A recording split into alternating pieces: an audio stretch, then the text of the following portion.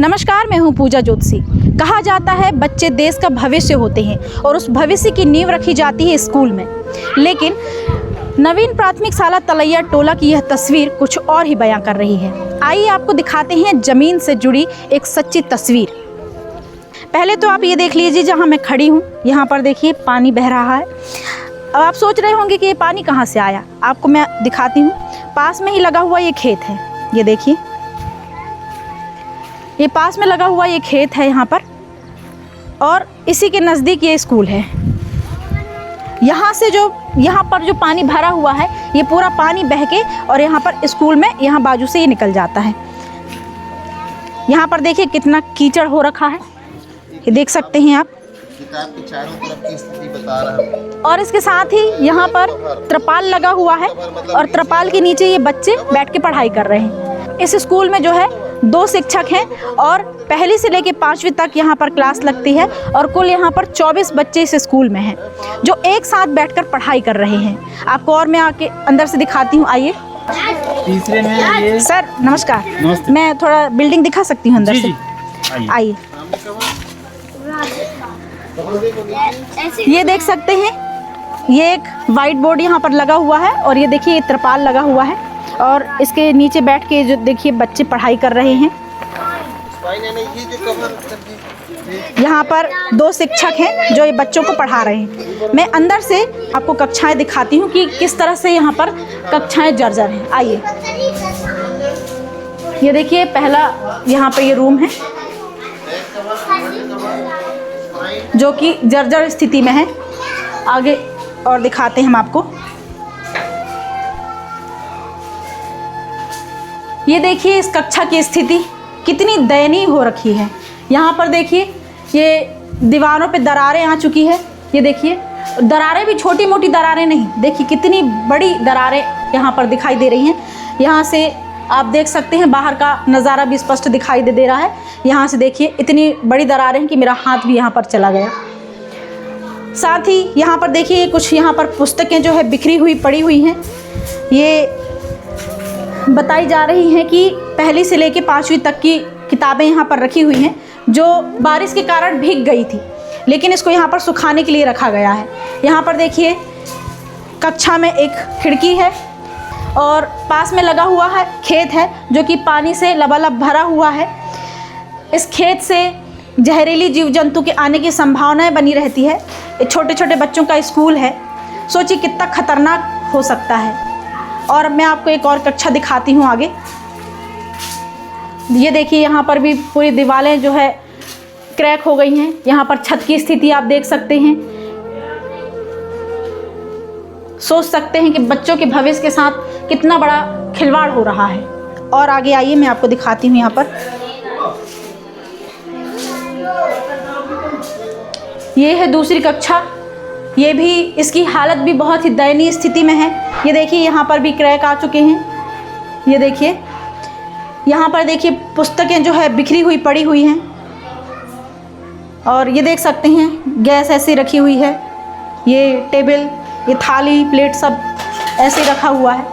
बारिश होती है तो बच्चे यहीं पर आते हैं और यहाँ बैठकर पढ़ाई करते हैं। सोचिए कितना खतरनाक हो सकता है। ये भवन इतना जर्जर है। आइए यहाँ जो पढ़ा रहे हैं शिक्षक, उनसे हम बात करने की कोशिश करते हैं और जानने की कोशिश करते हैं कि इतनी जर्जर स्थिति में ये भवन है तो कैसे ये किन किन मुसीबतों का इनको सामना करना पड़ता है। आइए।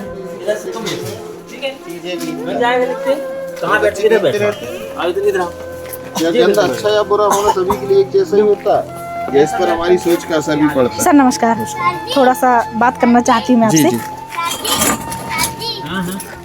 सर यहाँ पर स्कूल भवन की इतनी जर्जर स्थिति है, क्या कहना चाहेंगे? बच्चे ऐसे पढ़ रहे हैं। इन बच्चों के ऊपर दया आती है मैडम। ये हर परिस्थिति में पढ़ना चाह रहे हैं, ये स्कूल आना चाहते हैं, मज़े से पढ़ाई करना चाहते हैं, लेकिन प्रशासन की ढीला वाली कारण इन बच्चों को बैठने की सुरक्षित जगह नहीं मिल रही है। हम इसलिए स्कूल आते हैं कि ये बच्चे स्कूल आना चाह रहे हैं, पढ़ रहे हैं, तो हमको पढ़ाने में इनको अच्छा लगता है। चूँकि भवन नहीं है, जर्जर है, तो हमको मजबूरी में इनको बाहर बिठा के तिरपाल के नीचे छाँव में बिठा के पानी से बचा के इनको पढ़ाने का काम करते हैं। यदि हम ये भी बंद कर देंगे और एक बहाना लेके बैठ जाएंगे कि भवन नहीं है, तो इन बच्चों का भविष्य खतरे में पड़ जाएगा। हम प्रयास कर रहे हैं कि ये बच्चे किसी भी तरीके से 1 घंटे 2 घंटे जितना भी समय सुरक्षित समय मिलता है उसमें हम इनको अध्यापन कार्य करवाएं। तो आपके द्वारा ये भवन के लिए कुछ प्रयास किए गए हैं कि नहीं? हम केवल पत्राचार कर सकते हैं, हमने पत्राचार किया है, आगे का काम उनको करना है जिनकी ये जिम्मेदारी बनती है। हमारी जिम्मेदारी इस बच्चों को पढ़ाने की है। यदि हम रोज़ आंदोलन करने लगें, रोज़ ऑफिसों के चक्कर लगाने लगें इस भवन के लिए, तो वो अपनी जिम्मेदारी से वो पीछे हट रहे हैं। हमारी जिम्मेदारी हमें अपनी पूरी करना है। हम रोज़ रोज़ उनके पास जाना पसंद भी नहीं कर रहे हैं। हम आ रहे हैं, बच्चों को पढ़ा रहे हैं। प्रशासन को जब मर्जी हो तब भवन बनाए ना बनाए, ये उनका काम है। तो अगर किसी बच्चे के साथ कोई दुर्घटना घटित हो जाती है, कोई अनहोनी हो जाती है, तो फिर इसकी जिम्मेदारी कौन लेगा? प्रशासन ने इसकी जिम्मेदारी शिक्षक के ऊपर थोप दी है। हर काम की जिम्मेदारी शिक्षक की है और हमेशा यही देखे जाता है कि छोटे मोटे कीड़े मकोड़े ही दबा के मरते हैं, बड़े हाथी सुआड़ इनको कुछ नहीं होता है। हमारी जिम्मेदारी तय है कि स्कूल में बच्चों को पढ़ाना है, सुरक्षित रख के पढ़ाना है, उनकी देखरेख करना है। लेकिन सुरक्षित कैसे रखें, आला अधिकारियों को ये भी समझना चाहिए कि बच्चे सुरक्षित एक छांव में रहते हैं, एक सुरक्षित भवन में रहते हैं। इनके पालक इनको भेजने के लिए बहुत ज़्यादा विचार करते हैं कि हम ऐसे स्कूल में बच्चों को भेजें कि ना भेजें। चूँकि इन बच्चों को उत्साह है, पढ़ने की ललक है, इसलिए बच्चे आते हैं, अपने परिवार से लड़के आते हैं। हम कोशिश करते हैं कि इनको इतनी सुरक्षित जगह हम बिठा लें और पढ़ाएं ताकि इनका भविष्य तो सुरक्षित हो, इनका शरीर भी सुरक्षित रहे। यहाँ पर आसपास खेत लगे हुए हैं, ये पानी, इतनी गंदगी यहाँ पर देख सकते हैं। तो कभी जीव जंतु का खतरा नहीं बनता? बनता है मैडम, जीव जंतु का खतरा बनता है। हम लोग जब स्कूल भवन को पहले दरवाज़ा खोलते थे तो पहले छू सू सू करके आवाज़ करके दरवाज़ा खोलते हैं। कई बार सांप भी आते हैं, बिच्छू भी आते हैं। ये खेत वालों से हमने कई बार निवेदन किया कि आप, पंचायत से भी निवेदन किया कि इसका पानी बहाने की आप अन्यत्र किनारे से व्यवस्था करें, लेकिन वो ऐसा नहीं करते हैं और पानी इसी रोड से बहाते हैं। बच्चों खेलने की भी दिक्कत होती है। अब शिक्षक कहाँ कहाँ लड़ने जाए, शिक्षक के साथ हर तरफ से परेशानी है। खेत का पानी यदि नहीं निकल रहा है तो इसके लिए शिक्षक जिम्मेदार है, और बच्चे नहीं खेल कूद पा रहे हैं तो भी शिक्षक जिम्मेदार है। हम उनसे मना करते हैं कि मत, वो रात को आके खोद के चले जाते हैं और पूरा ग्राउंड में पानी भरता रहता है। यहाँ पर ये जो त्रिपाल लगा हुआ है, ये कौन लगाता है और कैसे, मतलब यहाँ पर व्यवस्था की जाती है बच्चों के लिए? ये हम लोग रोज़ स्कूल आते हैं मैम, तो पहले ये त्रिपाल लगाते हैं, ब्लैक बोर्ड बाहर निकालते हैं और फिर बच्चों की अटेंडेंस लेते हैं और इनकी फिर पढ़ाई का क्रम चालू करते हैं। हम ही लोग रोज़ करते हैं और रोज़ इस त्रिपाल को निकाल के फिर हम रखते हैं। टेम्परेरी व्यवस्था रहती है हमारी ये, ताकि ये बच्चे सुरक्षित रहें। मैं देख पा रही हूँ कि ये जो गाड़ियाँ लगी हुई हैं, इसमें जो त्रिपाल जो है बंधा हुआ है, किसकी गाड़ी है और कैसे? ये हम दोनों टीचरों की गाड़ियाँ हैं। रोज़ खंबे गाड़ते हैं तो बच्चे, ये गांव वाले खंबे को उखाड़ के ले जा लेते हैं। तो इतने खंबे तो हम लाना मुमकिन नहीं है, तो हम अपनी अपनी गाड़ियों को खड़ी करके उन पे ये त्रिपाल को बांध के स्कूल का संचालन करते हैं। तो कब तक चलेगा ऐसा, क्या आप कहना चाहेंगे? ये तो हम भी नहीं कह सकते कब तक चलेगा। हमको आश्वासन मिल रहा है कि जल्दी से जल्द निर्माण होगा, जल्द निर्माण होगा, टेंडर होगा। यदि टेंडर आज भी होता है तो भी 6 महीने 1 साल के नीचे स्कूल नहीं बन पाएगा, और नहीं होता है तो फिर भगवान भरोसे ये कब तक बनेगा। तो क्या ये बिल्डिंग डिसमेंटल नहीं हुई है? डिसमेंटल के भी ऑर्डर है मैडम, इसके डिसमेंटल के भी ऑर्डर हैं। ये कभी भी आके गिरा भी सकते हैं इस बिल्डिंग को। तो देखिए कितनी दयनीय स्थिति है। यहाँ पर जो है टीचर भी परेशान है। यदि हमारे साथ एक और शिक्षक हैं, हम इनसे भी बात करते हैं। सर नमस्कार। नमस्कार।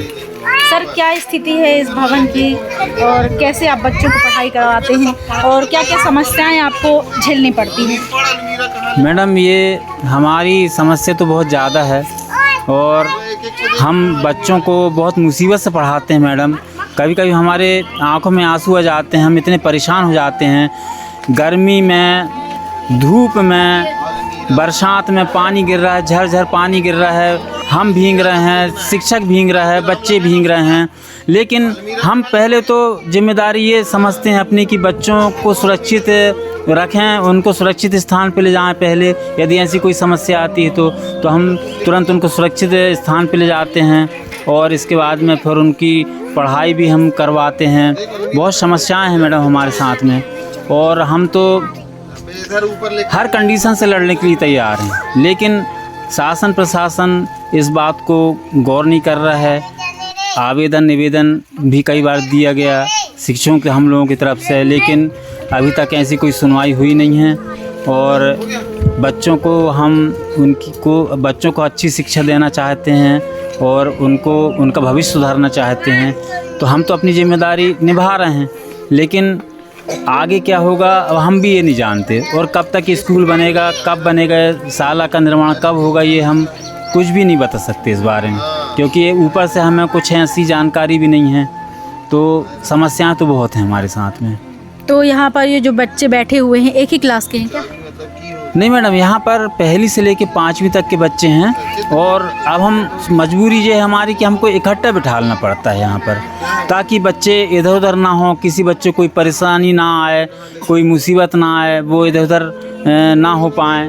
तो हम बच्चों को इकट्ठा बिठा लेते हैं, क्योंकि हम भवन के अंदर तो बिठा नहीं सकते, तो हम यहाँ पर पर्ची में है या टेंट के नीचे जब हम बैठते हैं तो सब बच्चों को इकट्ठा बिठा लेते हैं, ताकि वो सुरक्षित रहें, इकट्ठे रहें और सुरक्षित रहें और इकट्ठे मिलकर पढ़ाई करें। तो एक साथ जो बच्चे बैठते हैं तो अलग अलग कक्षाएं जो रहती हैं उसमें ज़्यादा अच्छे सहूलियत से बच्चे पढ़ सकते हैं, लेकिन इकट्ठे जब बैठते हैं तो फिर आप कैसे पढ़ाते होंगे बच्चों को? देखिए मैडम, क्या होता है, हम 2 शिक्षक हैं, तो पहली दूसरी तो जो है मैं संभालता हूँ, मैं पढ़ाता हूँ, और तीसरी से चौथी 5वीं में हमारे सोनी सर हैं प्रधानाध्यापक, वो यहाँ पर अध्यापन करवाते हैं। तीसरी से 5वीं तक के बच्चों को वो पढ़ाते हैं।